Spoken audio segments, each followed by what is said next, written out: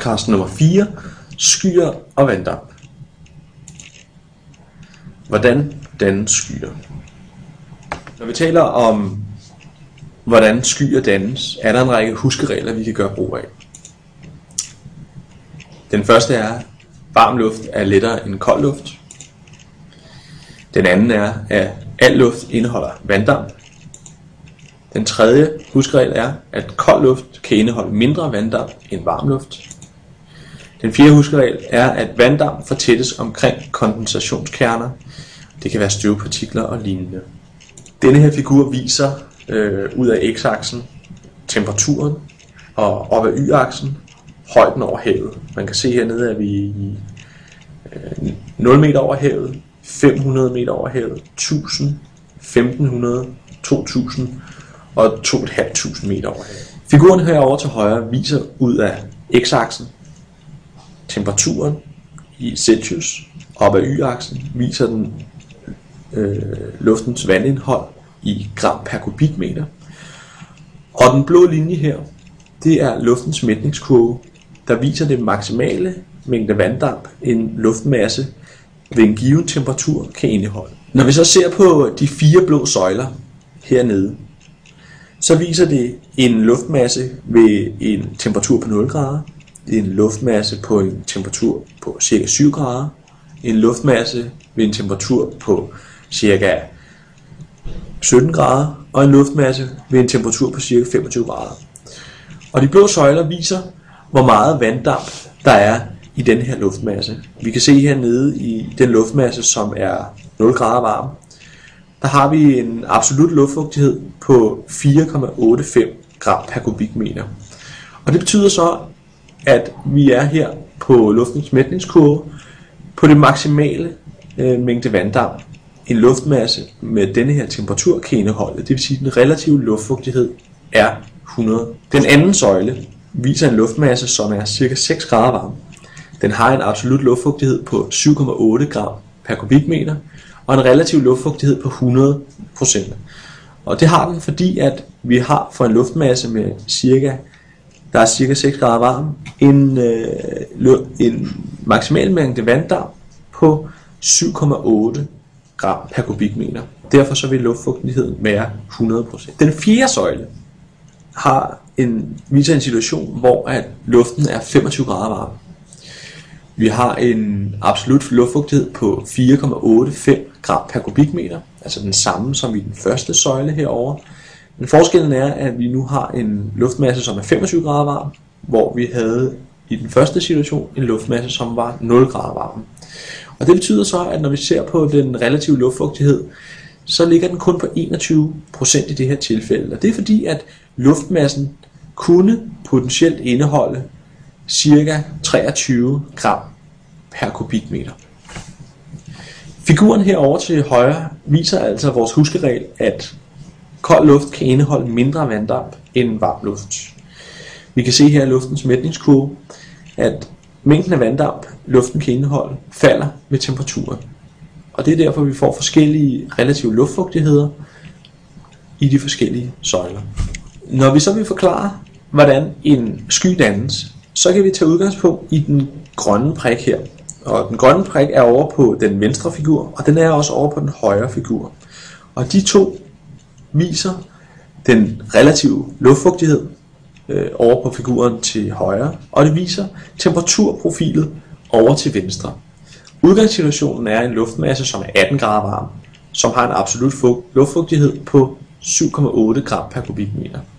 Når den luftmasse bevæger sig op gennem atmosfæren, så vil den afkøles med 1 grad per 100 meter. Og det er fordi luften er umættet på det her tidspunkt. Vi kan se, at den relative luftfugtighed er ca. 50%. Når vi sætter animationen i gang, så vil vi kunne se, at luftmassen, den grønne prik, bevæger sig op gennem atmosfæren. Og vi vil kunne se herover, hvad der sker med luftfugtigheden, den relative og den absolute, når vi bevæger os op gennem atmosfæren. Vi kan se, at luften bevæger sig op til ca. 1200 meter. Og det, der er sket, det er, at vi har en absolut luftfugtighed på 7,8 gram per kubikmeter. Den er intakt, men vi har nu nået en situation, hvor den relative luftfugtighed er blevet 100%. Og den relative luftfugtighed på 100% er altså nået i en højde over jordoverfladen på ca. 1200 meter. Vores luftmasse er altså oppe i en højde på ca. 1200 meter. Og hvis vi ser herovre på luftens mætningskurve, kan vi se, at vi fra position nummer 1 er gået fra en situation, hvor vi havde en absolut luftfugtighed på 7,8 gram per kubikmeter, en relativ luftfugtighed på ca. 50%, til en position 2, hvor vi har den samme absolutte luftfugtighed, 7,8 gram per kubikmeter, men den relative luftfugtighed ligger nu på 100%. Når vi er her i position 2 med en relativ luftfugtighed på 100%, så er det altså et udtryk for, at vores luftmasse ikke kan indeholde mere vanddamp. Og den eneste måde, at luftmassen kan komme af med den vanddamp på, det er ved at danne skyer. Og her skal vi huske vores huskeregel med, at vanddampen skal bruge kondensationskerner til at sætte sig på. Det kan være støvpartikler eller andet. Nu er vi nået til position 2 på luftmassens vej op gennem atmosfæren. Vi kan se, at den relative luftfugtighed er på 100%, og vi har, som tidligere sagt, fået begyndende skydannelse.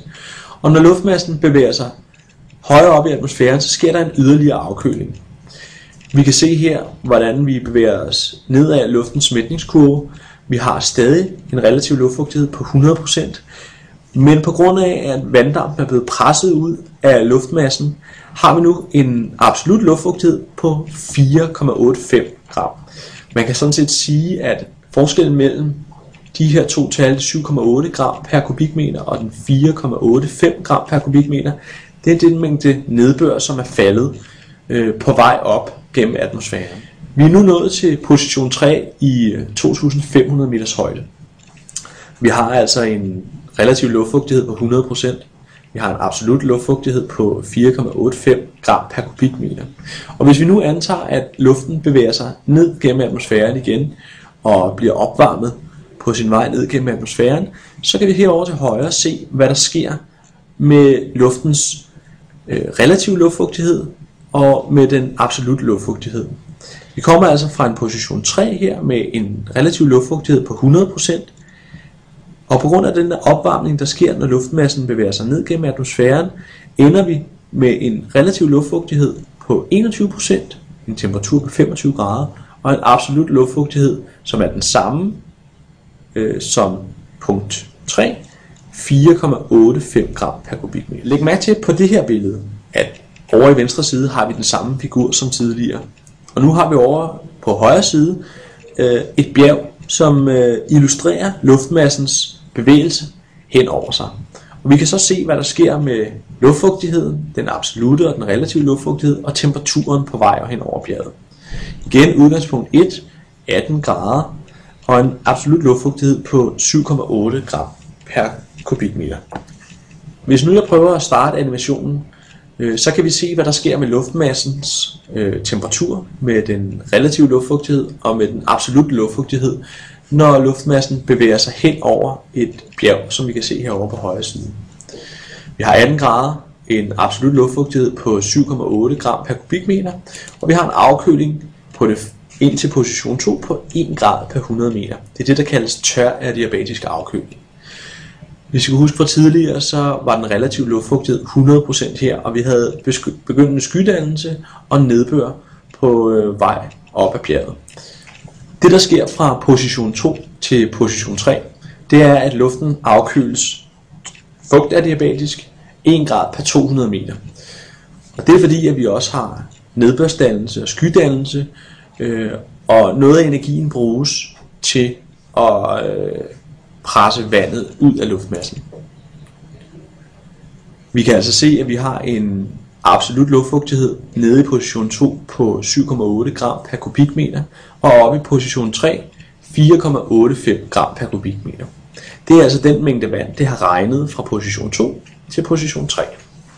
Fra position 3, hvor vi har en relativ luftfugtighed på 100% og en absolut luftfugtighed på 4,85 gram per kubikmeter, bevæger luftmassen sig nu ned ad bjerget og opvarmes med 1 grad per 100 meter. Det kan vi se herovre til venstre. Og hvis I kan huske fra tidligere, så faldt den relative luftfugtighed fra 100 i position 3 til 21% i position 4. Og på grund af at opvarmningen er sket med 1 grad per 100 meter på vej ned ad bjerget, fordi at den relative luftfugtighed er faldet, har vi nu en slutposition, hvor vi har en varmere luftmasse på den anden side af bjerget, 25 grader mod 18 grader i startpositionen, og en meget tørre luft, 4,85 gram per kubikmeter mod 7,8 gram per kubikmeter i udgangspositionen. Vi har i den her podcast set på relativ luftfugtighed, den opgives i procent, absolut luftfugtighed, som opgives i gram per kubikmeter. Vi har set på dugpunktet, altså der hvor skyerne begynder at dannes. Vi har talt om kondensationskerner, aerosoler, altså støvpartikler og andet, som vanddampen kondenserer på. Og vi har set på opvarmning og afkøling af luft, i det her eksempel en luftmasse, der bevæger sig hen over et bjerg.